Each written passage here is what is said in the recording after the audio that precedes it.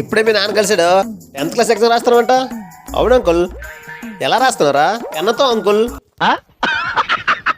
అది కాదురా, బాగా రాస్తున్నావని. బాగా రాయడం కదండి, ఫాన్స్ చూడరా లేక పేరెంట్ లెవెల్ పబ్లిక్ ఎగ్జామ్స్. సర్లే కానీ ఎన్ని మార్కులు వస్తాయి ఏంటో? 600 దాటం అంకుల్.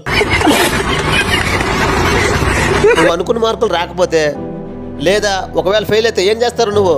ఓహో అదే అంకుల్. సపోజ్ మనం ఏదైనా ఒక ఊరు మనం బయలుదేరినప్పుడు మనం ఒక బస్సు కోసం వెయిట్ చేస్తాం. ఆ బస్ తప్పిపోతుంది. ఆ బస్ తప్పిందని చెప్పేసి ఆ ఊరు వెళ్ళడం మానేస్తామా? ఆ బస్ కాకపోతే వేరే బస్, లేకపోతే ఆటో, లేకపోతే వేరే వాడిని లిఫ్ట్ అడిగిని వెళ్తాం, కానీ ఆ ఊరు వెళ్ళడం మానం కదా. ఎగ్జామ్స్ కూడా అంతే అంకుల్. ఈసారి తక్కువ వచ్చాయి, నెక్స్ట్ ఇంటర్మీడియట్ బాగా కష్టపడి మంచి మార్కులు సంపాదించుకుంటాం. ఒకవేళ ఫెయిల్ అయితే మళ్ళీ కట్టి పాస్ అవుతాం, అంతేగాని విడిచిపెట్టను. ఈ లైఫ్ చాలా చిన్నది అంకుల్. దీన్ని చాలా ఆనందంగా అద్భుతంగా అనుభవించాలి అంకుల్. ఇలాంటి చిన్న చిన్న ప్రాబ్లం మనం ఏదో అయిపోతే అసలు ప్రయోజనం లేదు అంకుల్. నువ్వు సూపర్ రా.